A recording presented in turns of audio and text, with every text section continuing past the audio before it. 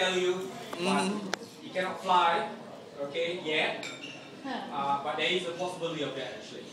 Now, whatever you see right now, it will happen because it happened 20 years ago when Star Trek first started, and there was a big article about this, where they had this little device and the communication devices and all that, and no one thought it would happen. And we are using mobile phones right now, and it will eventually be done. Space exploration is one of the biggest technologies. A lot of the technologies cannot work in space because it's vacuum. I know you do see movies, you see a lot of explosions, there's no sound and there's no nothing in space. By the way, let me tell you that. Everything has to be cooled by nitrogen-based technology. That's how most of the space systems work. And they are trying to send robotics now to fix the space stations that they have with joint venture with Russia. So eventually what's going to happen is that in the next 25 years, in our lifetime, you will see a lot of technologies.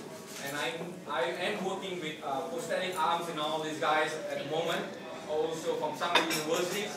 And I do believe eventually in the next 10 years, people can use robotic arms to work on with soldiers that have lost their arm, his limbs actually. Okay, so that is the explanation of what I have in technology and what is related to the movies. Thank you for your time. So ask me any questions you want, and it's just like open bantering, okay? But isn't it true that Japan already has like androids already that looks kind of like human already, that have been able to have 100 faces in human interaction? I saw a documentary on it. Honda invented technology called the robot called Essimo. It was the biggest problem with bipedal is that they cannot stabilize robotics.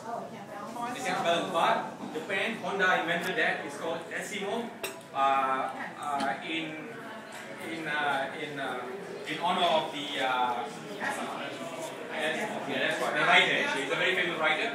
So they were able to balance using gyroscopic mechanisms, and that's what's going to happen next. And there's another robotic system that's called Tismo.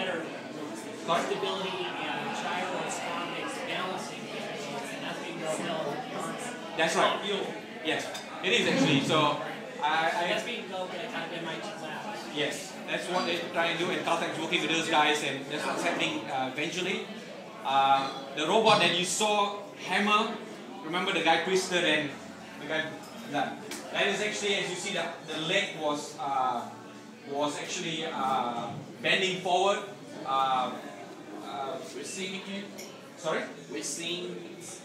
Remember at the beginning, right? During the sabotaged. Yes. And the robot malfunction. That's what. That is actually Essimo. Actually, that was the technology how the robotic was built, and they actually made a few other robotic systems whereby they try to push as much as you can.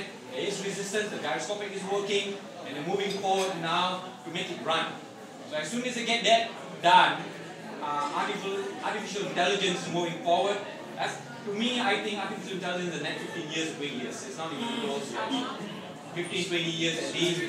Yeah, but, well, to get it working, to perfect it, maybe another 10 more years in addition to that. So, because Intel is working on other chips that still don't exist yet, and we need heavy processing system. Our brain can do billions of calculations in a second, whereas robotic systems cannot still do that. They need supercomputers. They need 10 supercomputers just to do what a human being can do. So they're still way far out. So a supercomputer, forgot what it's called. Not even as good as a cat. Sorry? Supercomputers not even as good as a cat. They're barely coming up to what yes, that's right. Cats capability as far as density. So the system is called gray systems actually. They're huge. You sit down on it, and you need 10 of those to run a human being. Even 10 of those cannot beat a human savant. So while we're looking at the film, we're seeing all this advanced technology. According to Tony Stark, is this wonder can do this, that, and the other. The reality is that all of that which we're showing that he's able to do is still very, very far away. Very far away. It was 20, 30 years away. You know, he's saying most of it can't be invented anyway. I mean, the truth is, Mark's always out on the top of things.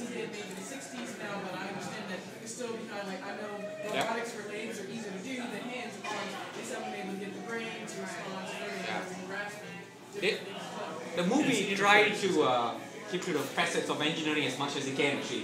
One of the best example is they have what you call a propulsion on the feet.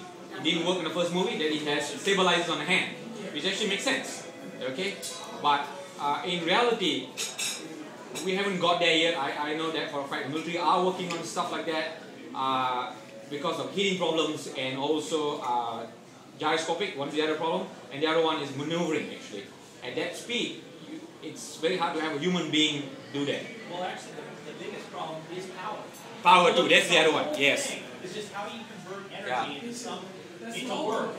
And that's why the whole center of the movie is him creating arc reactor. Yeah, arc reactor. That is the magic thing. That is truly, in engineering, is the truly magic thing. It's always been about it. For movie 1 and 2, it's always been about how you deal with the arc reactor. First movie is how you get the big thing, and the second one is you get the things this down, but how do you explode it and make it bigger? That's right. And is the super collider, like the stuff that they're doing with the super collider, like eventually possibly going to result in, I mean, not tomorrow or next week, but at some point, like maybe help develop alternative energy sources? I'll be honest with you, that is not my specialty, but super collider at the moment is actually used only to do the Big Bang theory and also displacement of time. You can't travel through time, so you can only what's the word actually? Bend time. Okay? Space-time continuum actually. They want to understand certain high-level and high-energy physics. And by understanding some aspects of how the atom works, and thus you're able to duplicate the process again and again, and run experiments, you might be able then to create new theoretical models, and then deduce how the nature of the atom works. And that's how we create the nuclear bomb. They started doing certain nuclear tests, they understand how the atoms started to work, and they also create a fission device. And eventually fusion when they got even further onto it. The superconductor's going to let us, who knows, it will help us develop, might develop, invisibility or teleportation. They can teleport things, they can teleport information, and there's an ability there. They can't teleport it like a spoon or something. No. What they have been able to do is, there's the Heisenberg uncertainty principle. So you can't know where any piece of matter really is at any time. But they've been able to transmit some state of matter throughout a fairly far distance and reproduce that. So they're transmitting information instantaneously. They might be able to create computers using that, but it does take a certain bit, but it's at a very subatomic level. And somehow, some atom over here is connected thousands of miles away with another atom. So and string it theory. changes the state here and it changes this one. Dimension. String theory is based on dimension actually. That's the kind of string theory and all that stuff that just ties. They're not even sure what it is, but they've been able to exhibit a reaction. They don't know what they're going to do with it and how to create it again. And by super collider, you have some questions, man. The super collider, by throwing stuff, and it's kind of, I don't know, it's a weird way because they've been just throwing alarm clocks at walls and then looking at the pieces and saying, oh, this is how an alarm clock works. Well, a very complex alarm clock like an atom. So that's what the super collider is doing. But they're also going to try to do other effects.